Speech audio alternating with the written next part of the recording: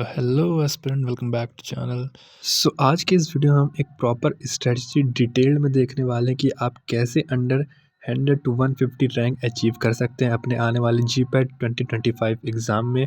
Video में बने रहिए। बहुत से इंपॉर्टेंट प्रीवियस ईयर एनालिसिस के अकॉर्ड एंड टॉप स्टूडेंट्स जिन्होंने एक अच्छी रैंक स्कोर करी और वो नाइपर में भी हैं, उनके अकॉर्डिंग मैं आपको ये पूरा प्लान देने वाला हूँ। आपको कैसे लास्ट कुछ ही 2 to 3 मंथ्स की स्ट्रेटजी कैसी रखनी है। चलिए वीडियो स्टार्ट करते हैं।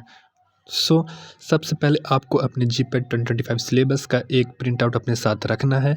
एंड जैसे कि मैंने अपने प्रीवियस वीडियोस में बताया है, पार्टीशनिंग कैसे होती है, कितने क्वेश्चंस आ रहे हैं स्पेसिफिक मेजर और माइनर सब्जेक्ट का, आपको उसका एक डिविजन्स अपने माइंड में रखना है कि pharmacology, pharmaceutics and pharmaceutical chemistry जो कि मेन और मोस्ट इंपॉर्टेंट मेजर सब्जेक्ट्स में आते हैं। देन अपना फार्माकोग्नोसी एंड रेस्ट हमारे माइनर सब्जेक्ट्स हैं, उसका एक पूरा आपको अपने पास डेटा रखना है।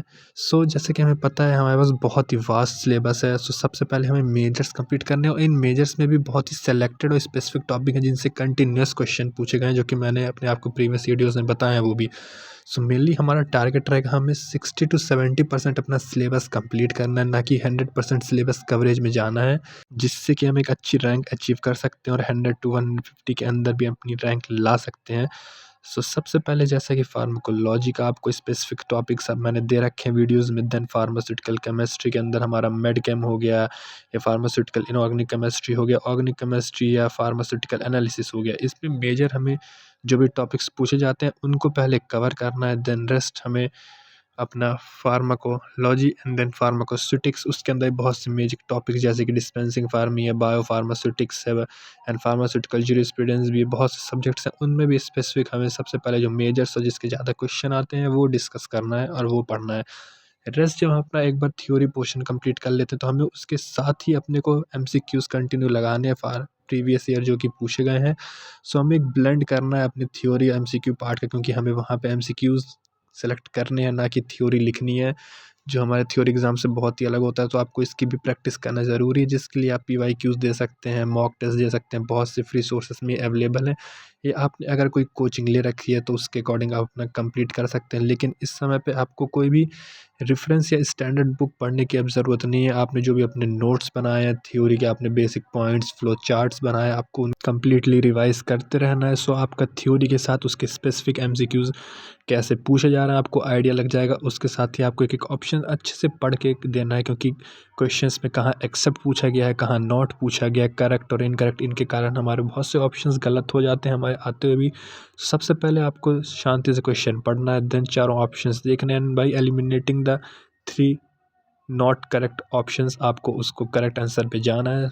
इससे आपके चांसेस बढ़ जाएंगे, आपका प्रिसीजन और एक्यूरेसी बढ़ जाएगी ज़्यादा स्कोर करने की। और आपको मिनिमम ये मान के चलना, अगर आपने 70 to 75 स्कोर कर लिए क्वेश्चंस करेक्टली, और अगर कुछ माइनस मार्किंग भी होती तो भी आप एक बहुत अच्छी रैंक इसमें अचीव कर सकते हैं।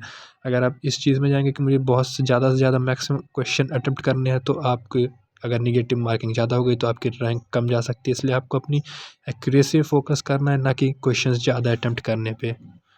आपको एंड जो कि लास्ट के जब 1 मंथ या 1.5 मंथ्स बचेंगे, जब भी हमारी डेट्स आ जाती है, मैं उसके भी आपको तुरंत अपडेट कर दूंगा जैसे नोटिफिकेशन आता है। आपको एक अपना ओवरऑल पूरा सिलेबस कवरेज करने के लिए मॉडल पेपर्स और एमसीक्यूज़ कंटिन्यूस लगाते रहने, और जो भी मेजर पॉइंट्स हैं जैसे फ्लो चार्ट्स हैं वो आपको अब रिवाइज करते रहना है, जिससे कि आपका सिलेबस आपके लास्ट मंथ में कवर हो जाए और आप इजीली पेपर दे पाएँ। रेस्ट अगर आपका एम है नाइपर में जाना तो आपको जीपैट में सिर्फ एक क्वालिफाइंग मार्क्स चाहिए, लेकिन आपको इसको भी अच्छे से अटेम्प्ट करना है। देन आपको नाइपर पे फोकस करना है, क्योंकि वहाँ क्वेश्चंस और वहाँ की टाइम लिमिट जो भी रहती है, क्वेश्चंस 200 क्वेश्चंस आपको अटेम्प्ट करने हैं। वहाँ पे आपको बहुत ही प्रिसीजन के साथ ज़्यादा से ज़्यादा क्वेश्चंस करेक्ट करने होते हैं, जो चांसेस बहुत कम हो जाते हैं आपके सिलेक्शन के। एंड्रेस जी पैट में आपके पास बहुत टाइम रहता है लिमिटेड, क्योंकि जैसे इस 180 मिनट्स का पेपर है और आपको सेक्शनल पेपर हो गया लास्ट ईयर से 25 क्वेश्चंस आएंगे और 36 मिनट रहेगा, तो आप इजीली क्वेश्चंस को अच्छे से पढ़ के ऑप्शन एलिमिनेट करके करेक्ट आंसर पे आ सकते हैं। जैसे मैच द फॉलोइंग एजेशन रीजंस हैं, वो इजीली आप अगर कर लेते हैं तो आपको बेनिफिट रहेगा, एंड जिससे कि आप एक अच्छी रैंक स्कोर कर सकते हैं। और सब्जेक्ट वाइज डिटेल एनालिसिस मैंने वीडियो में डाला ही, आप उसको एक बार और देख सकते हैं कि कौन से सब्जेक्ट में किस टॉपिक पे मेनली फोकस करना है, जिससे कि आप उस टॉपिक का 60 to 70% कवर कर लेंगे तो भी आप बहुत अच्छा स्कोर कर सकते हैं एक रैंक, क्योंकि बहुत सीनियर्स हैं और जिन्होंने नाइप पर क्रैक करा है, जीपैट क्वालिफाई करा है एक अच्छी रैंक के साथ, उन्होंने कभी भी 100% सिलेबस नहीं कवर करा। जो सिलेबस कवर करा है उसको अच्छे से मेमोराइज करा है और प्रिसीजन और एक्यूरेसी बढ़ाई है। सो यह था आज के लिए। सो अगर आपको कोई भी डाउट हो तो आप अपने क्वेरी कमेंट कर सकते हैं, मैं आपको आंसर दे दूंगा। So thank you.